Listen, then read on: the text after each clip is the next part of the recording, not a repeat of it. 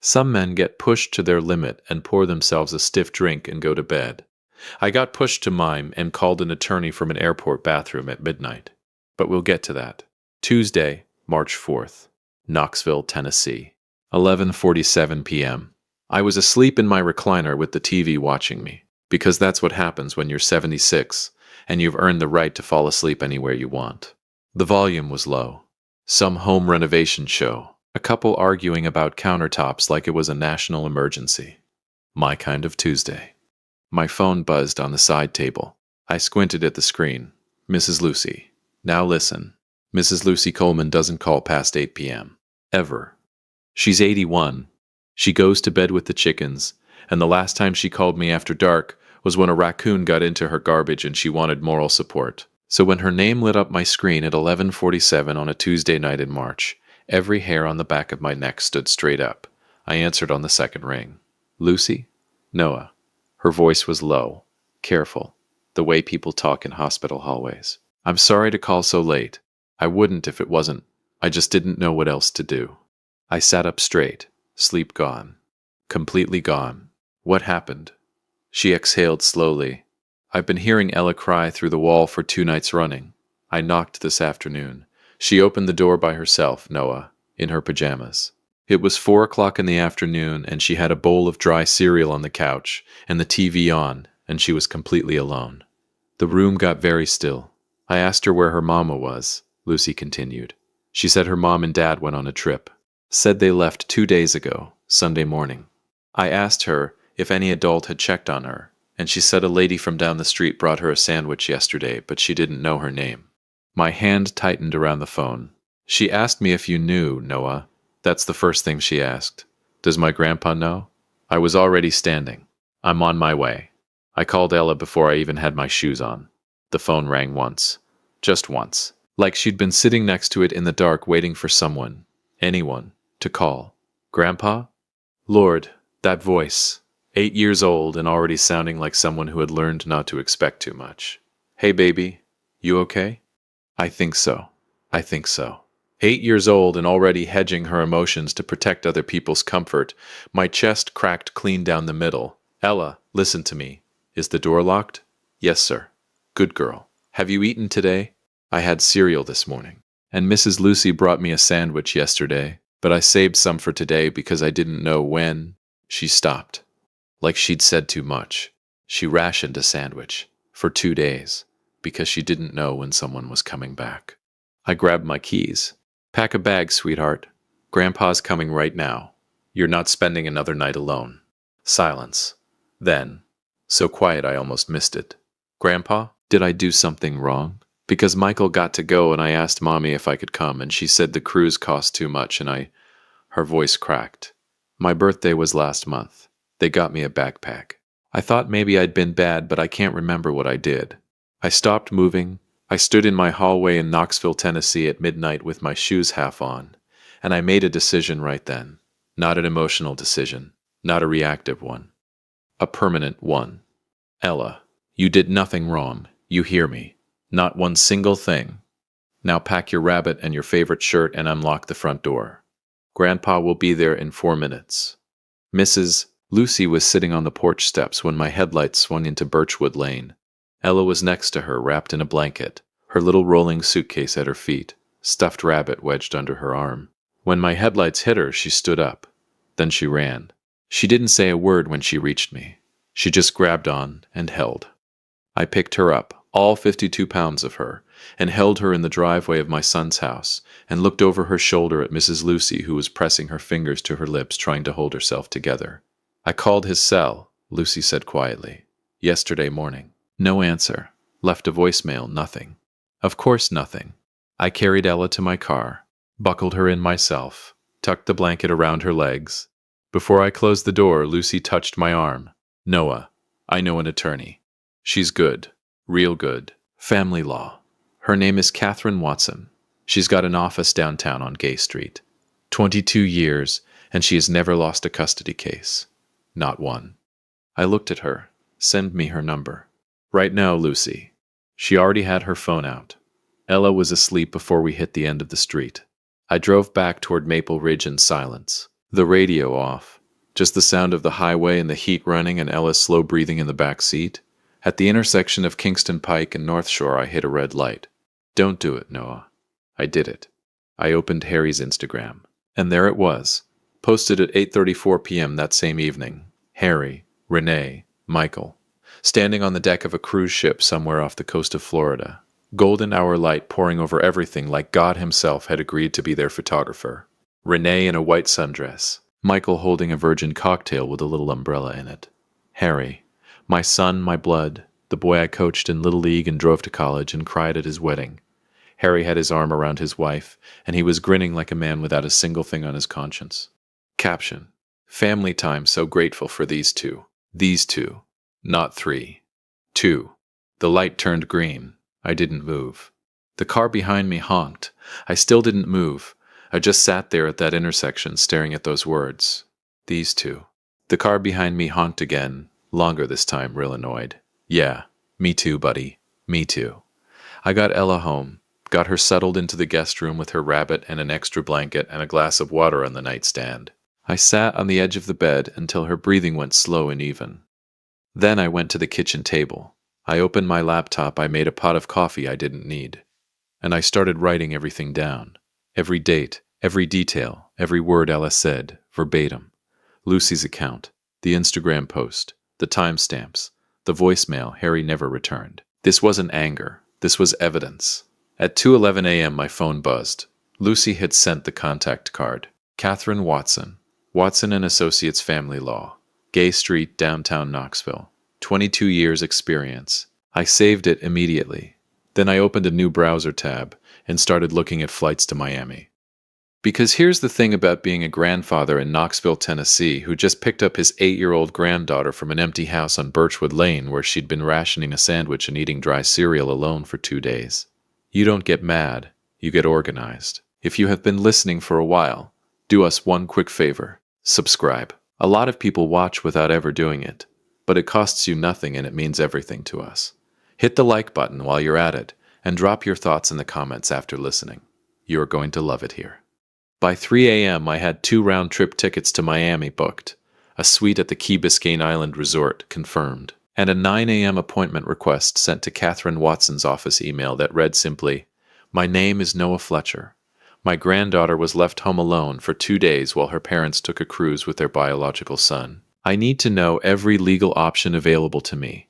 I'll be in your office the moment I'm back in Knoxville. Noah." Then I called Harry. 3:17 a.m. I knew he wouldn't answer. I didn't want him to answer. I wanted him to wake up the next morning, roll over in his cruise ship cabin, reach for his phone and find a voicemail from his father waiting for him like a loaded envelope. The tone beeped. "Hey, son." My voice was calm, warm even, almost cheerful. "Just wanted to let you know I've got Ella. We're going on a little trip ourselves. Hope the cruise is everything you wanted it to be." I paused just long enough. "We'll talk when you get back." I hung up, walked down the hall, checked on Ella one more time. She was curled up with her rabbit, her face finally relaxed. No tension in her little forehead, no fear around her eyes. She looked like what she was, a child, just a child. I went back to the kitchen and sat in the quiet of my house in Maple Ridge, Knoxville, Tennessee, and drank my unnecessary coffee and thought about what the next 2 weeks were going to look like for my son Harry Fletcher. I had evidence. I had an attorney. I had 2 plane tickets to Miami. And Harry had absolutely no idea. I almost felt sorry for him. Almost. They say the best revenge is living well. I say the best revenge is living well, while your attorney is quietly building a case that'll make your enemy's knees buckle. But we'll get to that. Wednesday, March 5th, Knoxville, Tennessee. 6:14 a.m. I was on my second cup of coffee when Ella padded into the kitchen, in her socked feet, hair everywhere, rabbit tucked under her arm, looking like a small, confused owl. She stopped at the kitchen doorway and looked at me. "Grandpa, why are you already dressed?" "Because we've got a plane to catch, Ladybug." She blinked. "A plane. Miami, Florida. You and me. We leave in 3 hours." The owl blinked again. Then, slowly, carefully, like she was afraid to want it too much, the corners of her mouth started moving. "Are you serious? Do I look like a man who jokes about Florida?" She looked at me for 1 full second. Then she screamed and ran back down the hallway to get ready, and I sat at my kitchen table in Maple Ridge, Knoxville, Tennessee, and smiled into my coffee cup for the first time in 12 hours. That sound, that one sound right there, that's what this whole thing was for. Thursday, March 6th, Key Biscayne Island Resort, Miami, Florida, 10:22 a.m. I want you to understand something about this resort. I am a 76-year-old man from Knoxville who drives a Ford F-150 and considers Cracker Barrel a fine dining establishment. I do not do luxury. I do not do bellhops or turn-down service or menus that don't have prices on them. But I booked the Ocean Suite anyway. And when that bellhop opened the door to our room, and the floor-to-ceiling windows revealed the entire Atlantic Ocean sparkling in the morning light like God had just Windexed it, I decided that turn-down service wasn't so bad after all. Ella walked in behind me. She stopped, completely still, both hands at her sides, rabbit dangling from her left fist. She stood there for 10 full seconds, just staring. Grandpa. Her voice was barely above a whisper. Are we rich? I laughed so hard I had to set my bag down. We are for the next 5 days, baby. Can I touch the window? You can lick the window if you want. We're paying enough for it. She giggled, this bright, surprised giggle that bounced off the marble floors, and ran straight for the glass with both hands outstretched. Right there, that giggle. That's the one that almost broke me, because it hit me all at once. I hadn't heard that sound in months, maybe longer, and I hadn't even noticed it was gone until it came back. The next 4 days were something I will carry with me until they put me in the ground. Day 1, the resort water park. Ella went down the main slide 11 times. 11. I counted. By the 7th time, the teenage lifeguard at the top was giving her a fist bump. By the 11th time, she had a whole cheering section of strangers at the bottom hollering for her, like she was competing for something. She kind of was. Day 2, horseback riding on the beach at sunrise. The guide, a quiet man named Ray, put Ella on a gentle brown mare named Biscuit, and led them along the shoreline while the sky turned pink and gold above the water. Ella sat up straight on that horse like she'd been born to it. She kept looking down at the sand, then out at the ocean, then back at me walking alongside with my phone out. Grandpa, take a picture. I took about 40. I posted one on Facebook, Ella on Biscuit. Ocean behind her, the biggest smile I'd seen on that face in God knows how long. Caption, my granddaughter on her first horse, she has never looked more at home. I knew Harry would see it. I posted it anyway. Call it information. Call it a preview of coming attractions. Call it a grandfather who was done being quiet. Day 3, the cooking class with Antonio. Now, Antonio Caruso was a 58-year-old chef from Naples, Italy, who had somehow ended up running a resort kitchen in Miami, Florida, and absolutely nobody was complaining. The man had forearms like a longshoreman and an accent so thick you needed subtitles, and he called everyone guests, staff, seagulls, my friend. Ella walked into that kitchen, and Antonio looked at her and spread his arms wide, like she was a long-lost relative arriving from across the ocean. Ah, my smallest student. Come. Today we make pasta from scratch, yes? You ready to work? Ella looked at me. I nodded. She looked back at Antonio and squared her little shoulders, like she was about to walk into a boardroom. I'm ready. What followed was the most flour I have ever seen outside of a professional bakery. It was everywhere. On Ella. On Antonio. Somehow, on me, and I was standing in the doorway watching. Antonio talked the entire time. About Naples, about his mother's kitchen, about how pasta is just flour and eggs and love, my friend. That's all. That's everything. Ella listened to every single word with total concentration, tongue slightly out, hands working the dough like she'd done it before in another life. At the end, Antonio tasted her pasta, closed his eyes with the drama of a man accepting an Oscar, and said, "She's a natural, a genuine natural. You," he pointed directly at me, "you bring her back next year, yes? I make her a chef." Ella beamed so hard I thought her face might actually crack open. I took a photo of that too, flour on her nose, grinning like she'd just conquered something. Because she had. But here's the part nobody saw. Every night, every single night, after Ella fell asleep, I took my phone out to the balcony, closed the sliding door quietly behind me, settled into the chair overlooking the ocean, and called Catherine Watson. 9 p.m. Sharp, every time. Catherine Watson did not do small talk. In 22 years of family law, she had apparently used up her entire small talk allocation somewhere around 2008 and had absolutely none remaining, which suited me perfectly. Night 1. Tell me everything. From the beginning. Don't editorialize, just facts and dates. I talked for 40 minutes straight. She interrupted exactly twice, both times to nail down specific timestamps. When I finished, she was quiet for a moment. The kind of quiet that means someone is thinking rather than stalling. Okay, here's where we stand, she said. What they did has a legal definition, Noah. Leaving an 8-year-old child without adequate adult supervision for more than 24 hours in Tennessee meets the threshold for supervisory neglect under state child welfare statutes. I gripped the balcony railing. You're certain? I filed cases on considerably less. Here's what we have. Your neighbor's eyewitness account. That's gold, Noah. Direct, first-hand, documentable.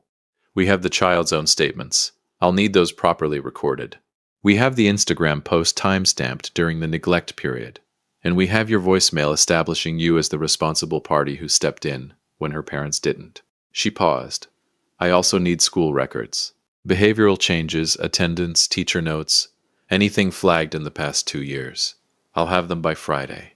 Good. When you're back in Knoxville, I'll have the initial framework. Ready. We're pursuing 3 things simultaneously. Grandparent visitation rights that are legally enforceable, and court-ordered, a formal report to Child Protective Services, and a motion for psychological evaluation of the home environment as it pertains to Ella's welfare. I exhaled slowly into the Miami night air. Will Ella have to testify? Catherine's voice didn't shift even slightly. Not if I do my job correctly. And I always do my job correctly. I believed her completely. Night 2, Catherine walked me through the financial dimensions. The trust restructuring, the college fund, the will revisions. She spoke about irrevocable trusts the way some people talk about the weather. Matter of fact, inevitable. Already decided. Once it's filed, it cannot be undone, she said. Not by Harry. Not by Renee. Not by any attorney they hire. Are you certain? I've never been more certain of anything in my life, Catherine. Then I'll have the documents drafted before you land. Night 3. That's when everything shifted in a way I wasn't prepared for. I was on the balcony giving Catherine the school records I'd had Ella's teacher email me. 2 years of notes, a documented behavioral decline, a flag from the school counselor 6 months ago that Harry and Renee had apparently received, acknowledged, and then ignored entirely. When I heard the sliding door behind me. Ella, standing in the doorway in her pajamas, rabbit dangling squinting at me with sleepy, suspicious eyes. Grandpa, who are you talking to? I covered the phone. Just a work call, Ladybug. Go back to bed. It's nighttime. Important work call. She considered this with the full gravity of a federal judge reviewing a complex case. Then, can I have water? There's a bottle on the nightstand. Can I have the fancy water? From the little fridge? I am on the phone with an attorney building a legal case against your parents, and you are out here negotiating minibar water at 9 p.m. Yes. 1 bottle. Then bed. She disappeared without further argument. I went back to Catherine. Sorry about that 8-year-old interruption. I heard, Catherine said, and I will go to my grave swearing I detected the faintest trace of warmth somewhere beneath that precise professional voice. She sounds like she's doing considerably better. She really is, Catherine. Good. Hold on to that. The contrast between her documented behavioral decline at home and her current emotional state in your care, that distinction is going to matter significantly in front of a judge.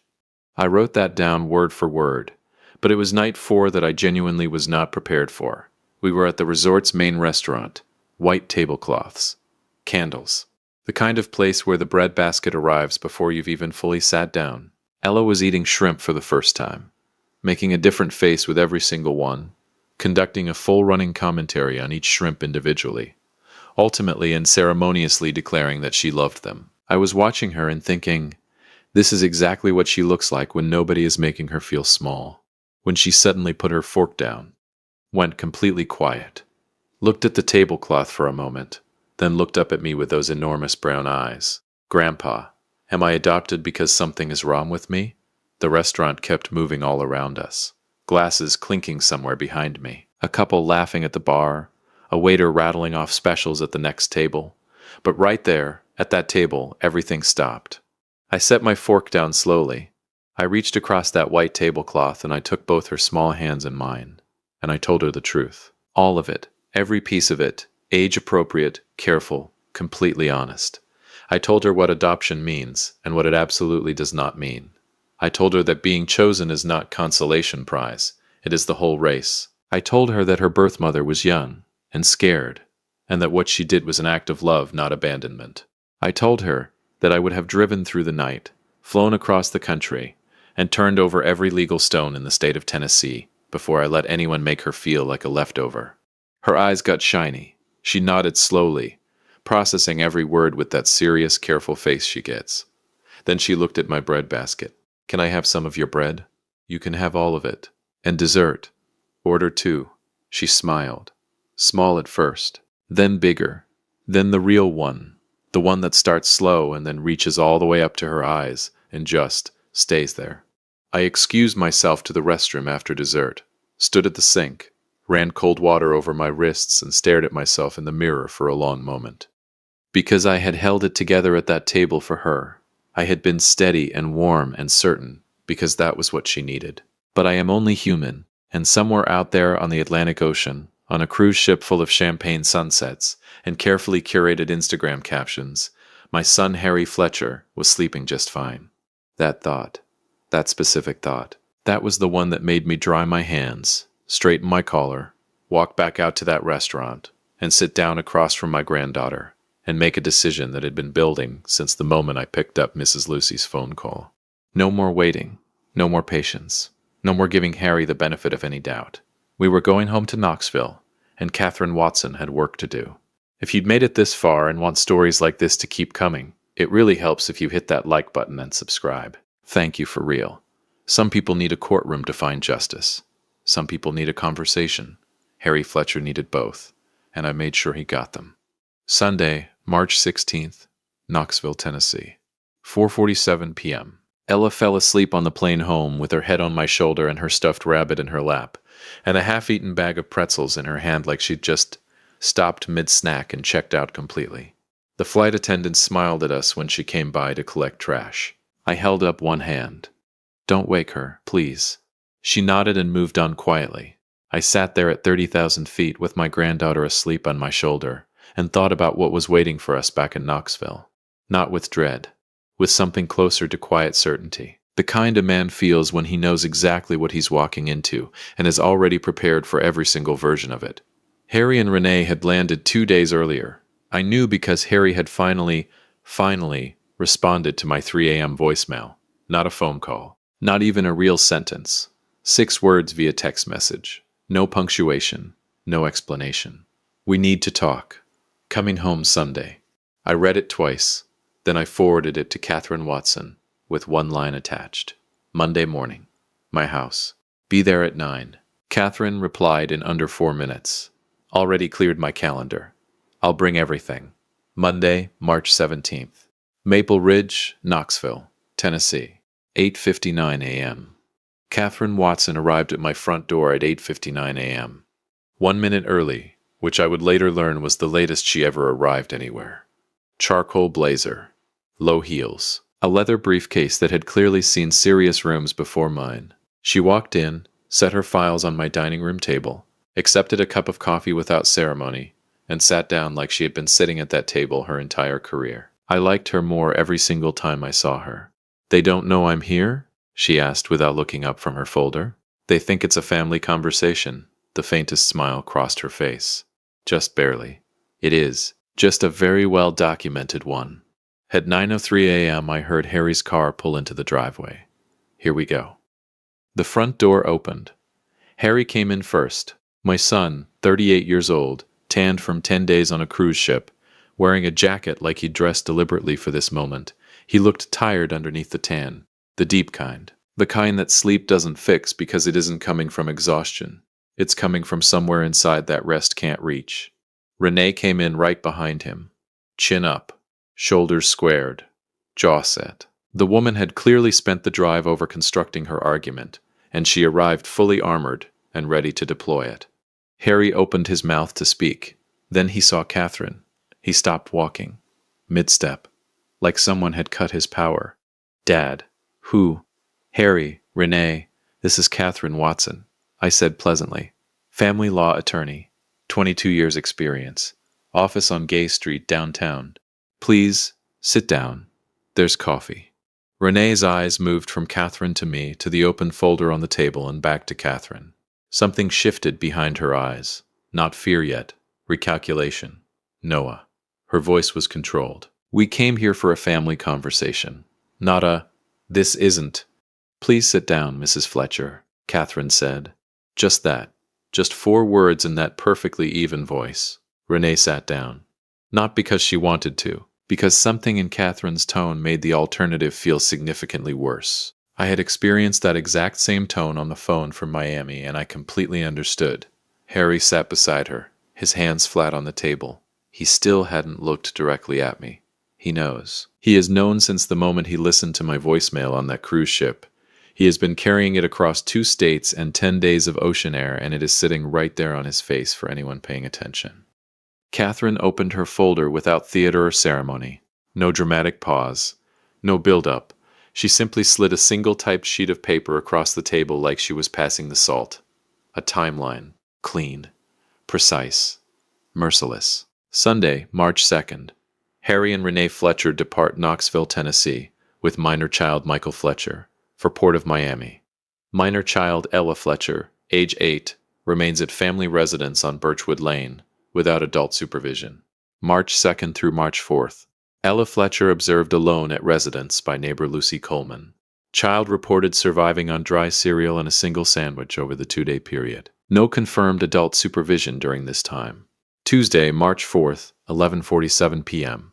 Lucy Coleman contacts Noah Fletcher.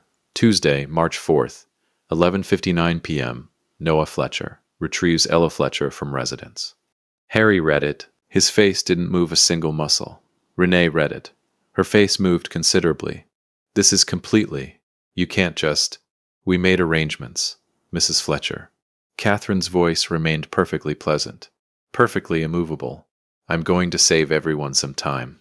What is documented on that page has a specific legal definition under Tennessee state statute. Leaving a minor child under the age of 10 without adequate adult supervision meets the threshold for supervisory neglect. We are not here this morning to debate whether it occurred. It occurred. Mrs. Lucy Coleman has provided a signed written statement. We have time-stamped social media documentation. We have the child's own account recorded and notarized. She slid a second sheet across the table. We are here to discuss what happens next. Renee opened her mouth again. Harry put his hand firmly on her arm. She stopped. I noted that. Filed it, first decisive thing my son had done in this entire situation. 2 weeks late, but noted nonetheless. Catherine laid it out the way a surgeon works. Clean, precise, no wasted motion. 3 simultaneous legal actions already drafted and ready to file. Grandparent visitation rights. Legally enforceable. Court-ordered. Non-negotiable in scope. A formal report to Child Protective Services. Documented, detailed, supported by 2 years of school behavioral records, including a counselor flag from 6 months prior that Harry and Renee had received, acknowledged in writing, and ignored completely. A motion for full psychological evaluation of the home environment as it directly related to Ella's emotional welfare, supported by documented behavioral decline, teacher testimony, and the contrast between Ella's current emotional state and her state prior to Noah's intervention. With every item Catherine placed on the table, Renee's color changed. She went from controlled defensive pink to a very specific shade of pale that I recognized as the color of someone doing rapid internal mathematics and not finding a single answer that worked in their favor. Harry had not moved, had not spoken, was staring at the timeline the way a man stares at a car accident he caused. Catherine folded her hands on the table. The CPS report has been fully drafted. It has not yet been filed. That remains a choice for the next 72 hours. Silence. Real silence. The kind with actual physical weight. And then Harry Fletcher, my son, looked up from that piece of paper and looked at me directly for the first time since he'd walked through my front door. His eyes were red. Dad. Just that one word.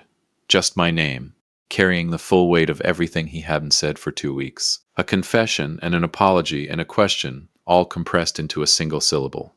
I waited. I gave him nothing. I let him carry it the rest of the way himself. I knew it was wrong. His voice came out rough and uneven. I knew the whole entire time. Renee said it was just this one trip, that we'd make it up to Ella when we got home. And I told myself that was true because it was easier than... He stopped. His jaw worked. I packed my bag and I walked past her bedroom and she was sitting on her bed looking at me and I kept walking, Dad. I kept walking and I closed the front door and I got in the car. His voice broke completely on the last word. Renee turned to look at him sharply. He didn't look back at her. He kept his eyes on me, red and exhausted, and completely without defense. The room was so quiet I could hear the kitchen clock. I looked at my son for a long moment. The boy who used to fall asleep on my shoulder on long Sunday drives. The boy I taught to throw a baseball in the backyard, on Maple Ridge. The boy I dropped off at college and cried the entire drive home. The man sitting across from me now, who had packed a suitcase, walked past his daughter's bedroom door and kept going. I wanted to be furious. I was furious, but underneath the fury, deeper than it, older than it, was something else entirely. Grief. Pure, clean grief. For the father I believed I had raised, and the man sitting in front of me who had somewhere along the way become someone I didn't fully recognize. I let myself feel it for exactly 3 seconds. Then I opened my folder. I know you knew, Harry, I said quietly. That's the part that kept me up at night. He flinched like the words were physical. Good. I slid my folder across the table. Harry picked it up. Read the first page carefully. Set it down with both hands like it was made of something fragile. Renee grabbed it. Read it faster. Set it down harder. My updated will. Reviewed, revised, and formally notarized by Catherine's firm the week prior while Ella was eating shrimp and negotiating minibar water in Miami. A significant portion of my estate, the Maple Ridge house, the investment accounts, the land my own father left me on the edge of Knoxville that had been in this family for 40 years, now sat in an irrevocable trust established solely and permanently for Ella Fletcher, to be released in full on her 18th birthday, managed by an independent trustee, overseen entirely by Watson & Associates. Irrevocable, meaning done, meaning permanent, meaning sealed, meaning no attorney Harry or Renee hired, no matter how expensive, no matter how aggressive, was ever going to touch it. Additionally, a college fund in Ella's name, already established, already funded, already earning interest, while we sat in this room. Renee stared at the document in front of her. Then she looked up at me, and for the first time all morning, for the first time since she walked through my front door with her chin up and her armor on, the armor was completely gone. What was underneath it wasn't anger. It was fear. Genuine fear. The specific kind that arrives when a person finally underestimated has already outmaneuvered them at every single turn while they weren't paying attention. Noah, she started. You chose who mattered to you, I said. I didn't raise my voice. I didn't lean forward. I just said it the way you say something that has already been decided. So did I. Nobody spoke. Good.